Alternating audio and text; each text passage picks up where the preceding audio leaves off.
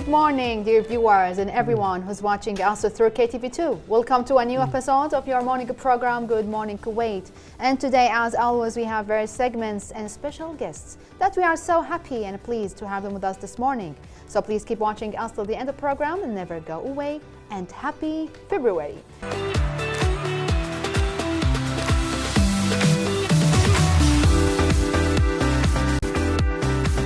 We are back to our show again. Good morning, Kuwait. You already saw a glimpse about our guest today. He's a great traveler and picker that had a chance to visit many countries in the road.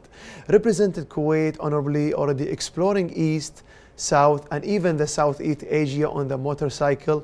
14 countries, 26,000 kilometers in 165 days. Malaysia, Thailand, Cambodia, Laos, Vietnam, Myanmar, India, Bhutan, Nepal, China, Pakistan, Iran, UAE and Saudi Arabia. The trip started July 26, 2019 and ended January the 23rd of 2023 with the two stoppage, small due to the mechanical issues and the big one due to the pandemic of COVID-19.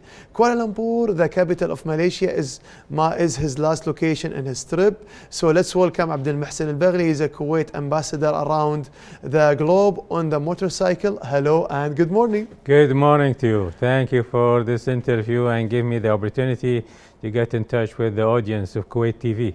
You're most welcome and thank you so much for joining us. Our last interview, me and you, it was in Jabr Al Ahmed Cultural Center. Yes. Last year in the same time celebrating the National Day and the Liberation Day of State of Kuwait. That time we spoke about your journey. Yep. How you already have a trip starting from Kuwait until the southeast and southeast of Asia. Yeah. Then we know already you stopped your motorcycling, but now we are resuming. Yep. What happened? Of course, when I start from Kuwait in as you mentioned, July 2019, and I drove my motorcycle all the way to Bangkok. And when I entered Thailand or Bangkok the second time during my journey, that was March 2020. Yes. And the second day, due to the pandemic, all the border of Thailand get closed, so I stuck there. Then what happened, I flew back to Kuwait and I kept my motorcycle there in Bangkok. And this year, January, it was a golden time. It 2023. Yes. you plan on it, or it's no? by coincidence? I mean, it happened just like that. Actually, I just wait for all the the closure and those formality which was linked to the pandemic to relax, so I can continue. So yes, this is what happened.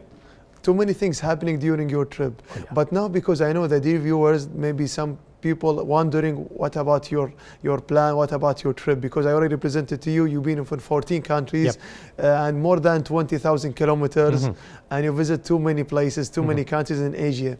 So let's resume back to represent more about your beginning and preparation for this huge trip from here to Saudi Arabia, UAE, Iran, until you've been to, we call it, and the end of your trip. Tell me more.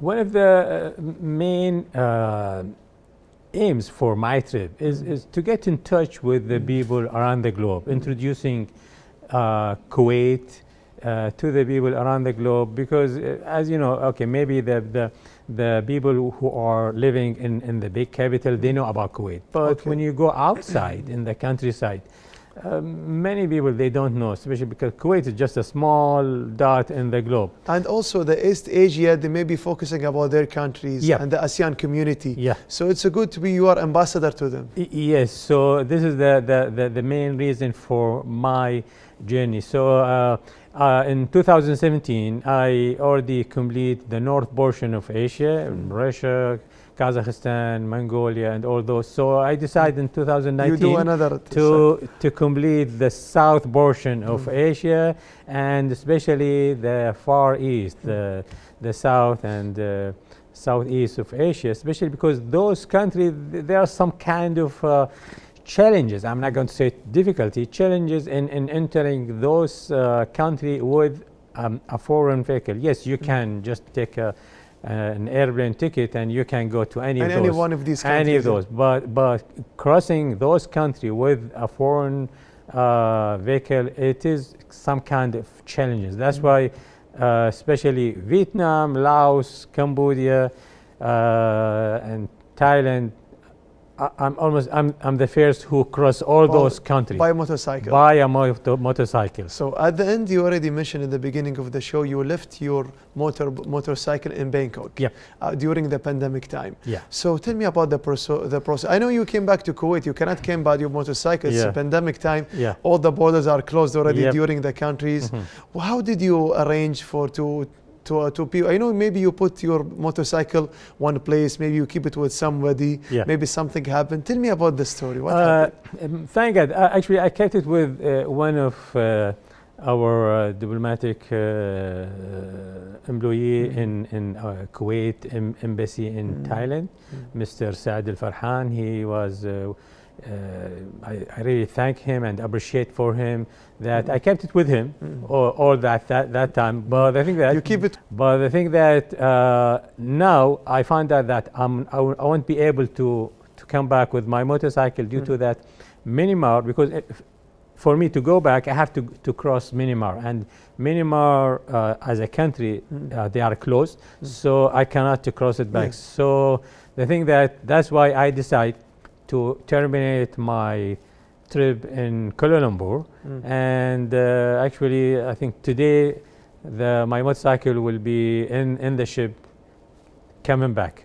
Malaysia, because they are like I think 75% they are Muslim community, so it's good to enter a country where you can feel it's almost like similar culture. Yes. And especially you don't have to worry about eating I mean the food, because everything's halal, and they do have a similar recipe as what we have, so it's much easier. Nice. How do you see the mutual culture between the two countries, the interaction with the locals, the peoples there? Is it like there is something similarity?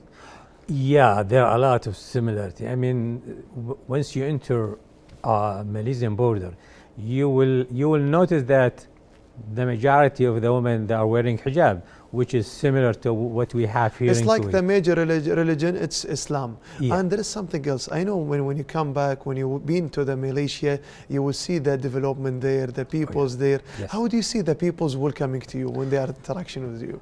Oh yeah, actually, I was faced a lot of hospitality. People, even in the streets, especially once they see the Kuwait number, and then so many people, they stop me and they want to take a photo with me, and I get a lot of invitation, especially when I reach Kuala Lumpur, and I've been with a lot of family there. They ask me they invite me to have a dinner and be with them. So and the thing that what I was really surprised that Malaysian people are so enthusiastic with the motorcycle. Nice. They like the motorcycle, and they like traveling with the motorcycle. That's why they ask you, they invite you, they want to talk more about the motorcycle, what's happening there. Yeah. Actually, I met a lot of people, and we sat for hours and hours talking about different motorcycle, what's the problem, what challenges can be obstacle, and yes, I really enjoy it. You enjoy the orat in there. And there is something else. We say all the time, our guests, that good times run very fast. Our trip already finished. Yes. Thank you for joining us today, and for sure you will be in here again. You will talk more, maybe you will go to visit Myanmar. Thank you so much. Okay, thank you. You're most welcome. So special thanks to our guest Abdulmohsen Al Baghli for being with us today here and talk more about his last journey, what happening after he already resumed his journey and finished his journey in the east of Asia and the south in the Malaysia.